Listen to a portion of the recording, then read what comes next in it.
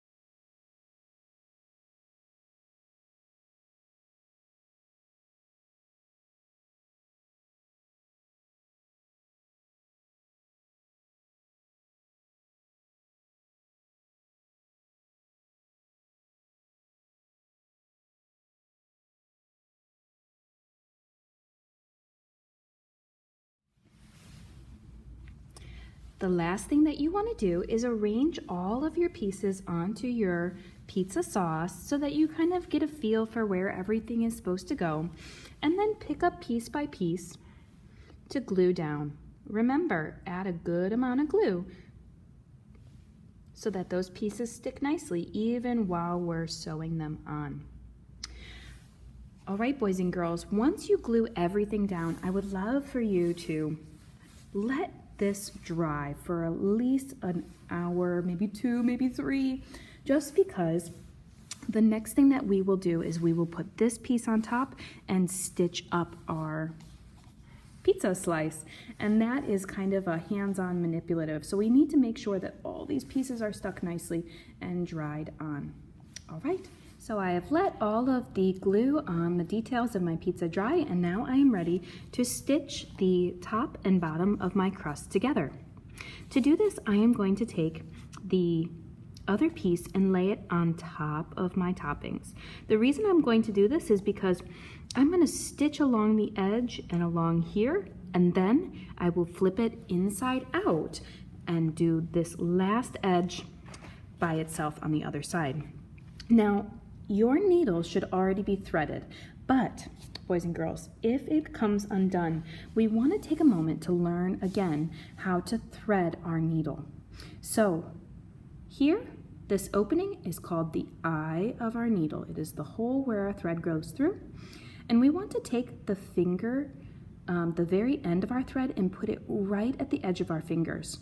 If we are trying to thread with it down here, it is going to be really flimsy and loose to get it in there. So there's two tricks. One is you hold it really close to the edge, and the second is you lick it and twist it to make sure that all these individual threads, because our thread is made up of 5 or 6 small strings, and we want to make sure that all those strings get captured together inside the eye of our needle.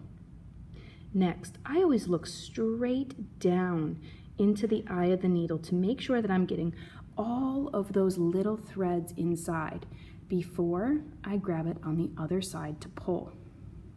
Now, normally I would have you layer your string and tie it at the bottom, but today we're going to do a method that is going to help you save string. And you are going to loop your thread with about a hand's worth of string here, and then the whole rest of your string over here. This is going to double the amount of thread that you have and can use. So you don't need to tie your string onto your needle, but you do need to make sure that your thread stays with about a hand's length on the needle. So what we are going to do is let's start down here at the tip.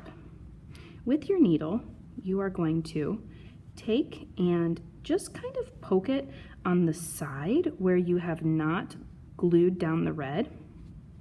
I pull it through one layer and then just to get myself started, and then pull through the other layer. This first stitch is going to be important because you are going to pull through until you have enough string where you can take this end, lay it over top of the other side, poke that string through that hole, and tie a knot. Let's double knot that string. Remember, put this short string over top of the long string. Remember, we practiced this when we were doing our God's eye. Then tuck under and through the hole and pull. Then you can go ahead and snip off the extra. Okay, so we have the end of our yarn knotted, and we are able to continue stitching up the edge of our pizza. When I am stitching, I like to go, let me pinch in here. I like to stitch modestly close together. So notice how my string is not too far apart from each other. I'm doing what's called a whip stitch.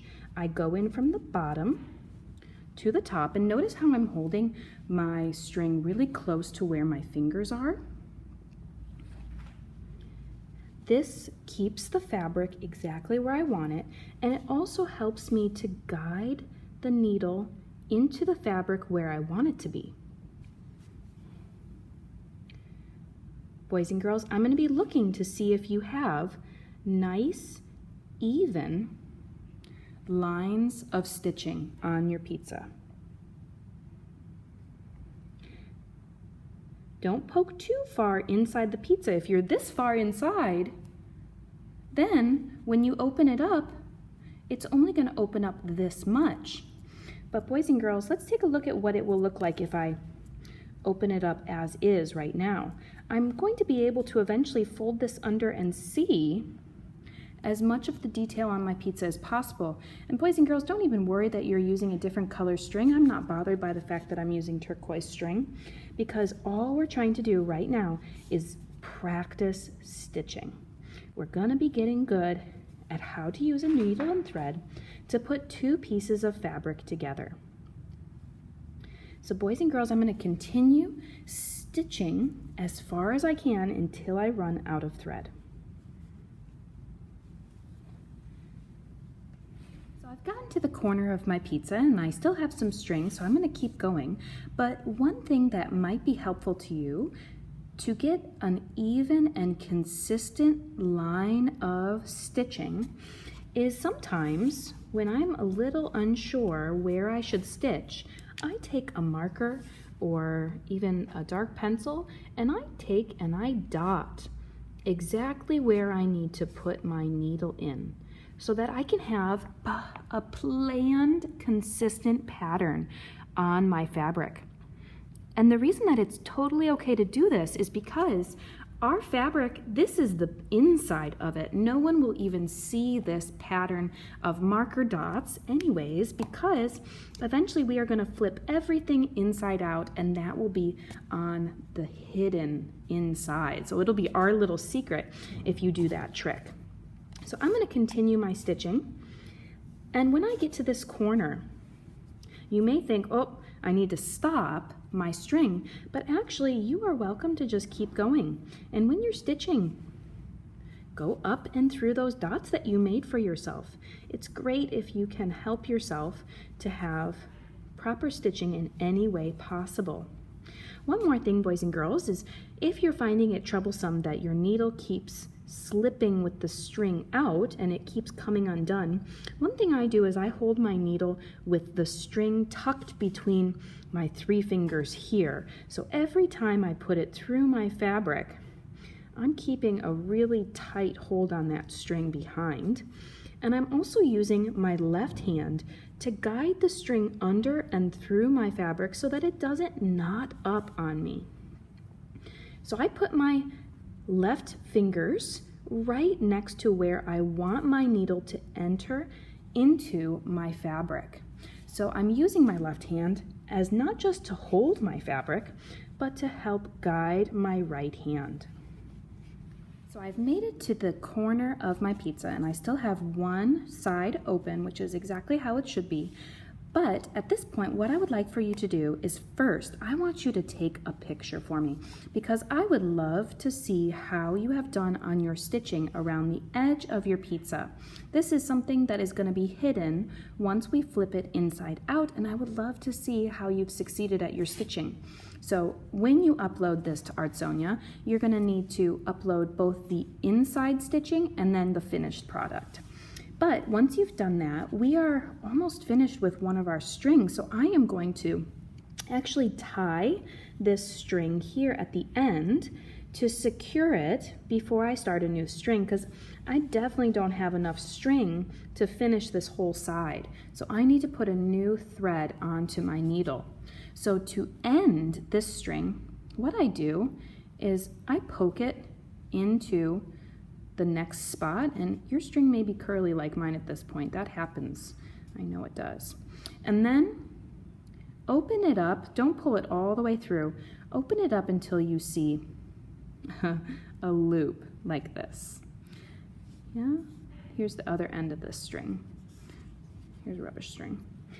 You're going to take your needle and put it through that hole and pull.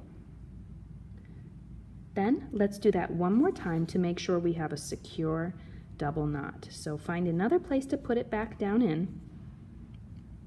And again, so my needle is halfway through my fabric. I've not pulled it all the way through. If I pull it all the way through, my loop will disappear. While I have my loop open, go ahead and thread it under and through as if you were tying a knot, pretending that the needle isn't even there. So now I have a nice secure knot, and I can take my needle off of this string and snip off the extra. Now keep your needle in a safe place because we need to thread it again to continue this side. But before we do that, we are now going to do one of the most exciting parts, which is flip our pizza pocket inside out. Now, hopefully your toppings won't come off during this part if they've been glued down properly and you've let them dry, but I won't be surprised if a few of them maybe pop off and have to be glued back down again.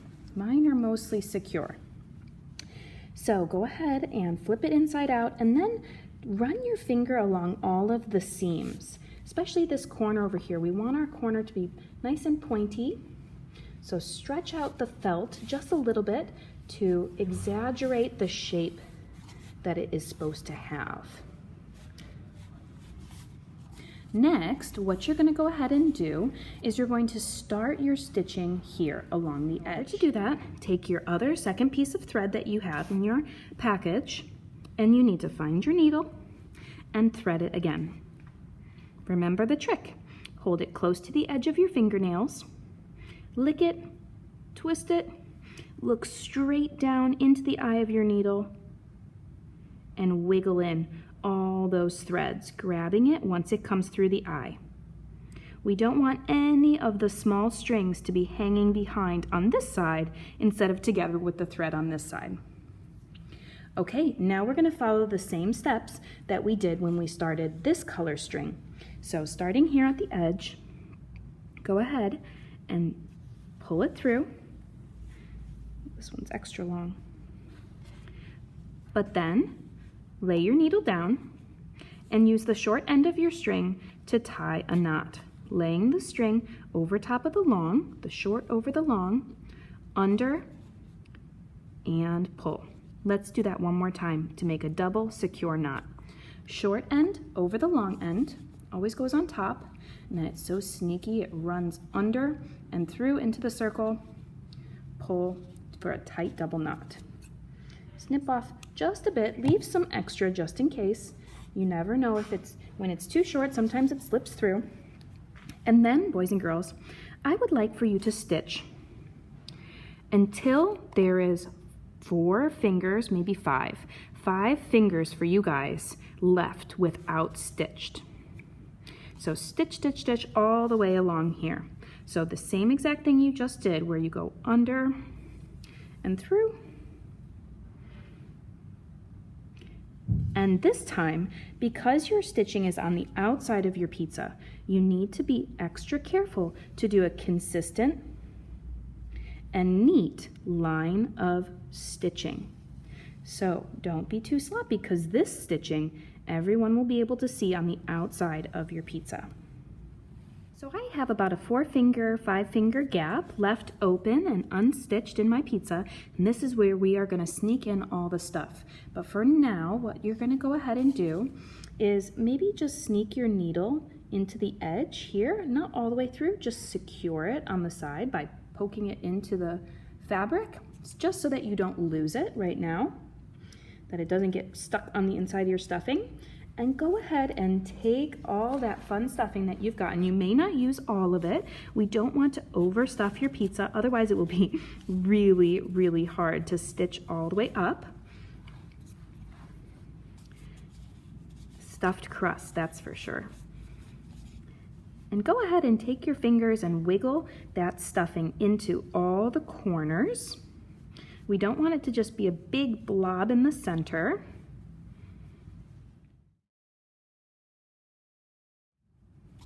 Sometimes you need to take your stuffing and kind of bunch it up a little, open it up a little bit so that it's not so balled before you put it in.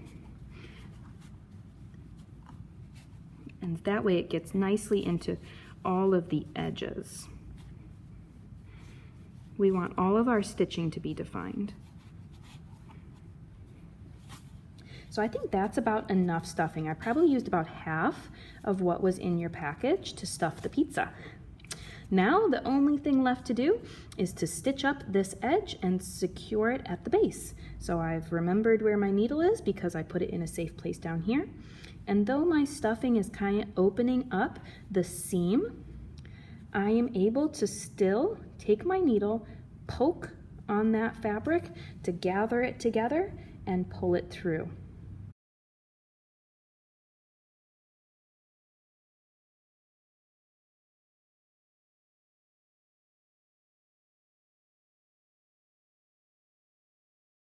Okay, boys and girls, I am done with my line of stitching and I want to do the same thing to tie and secure my string.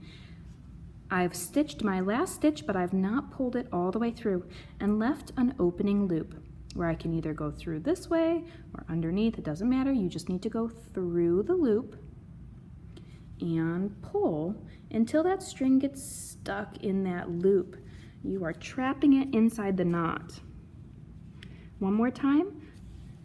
Pull a thread until you have a loop and put the needle through the loop and pull until the loop closes down in on that thread. Then you can take your scissors and complete your stuffed pizza. So neat. I think I'm going to take my scissors and snip off these two bits over here just because details matter. Okay, boys and girls, that is hopefully a very fun stuffed pizza pillow. All right,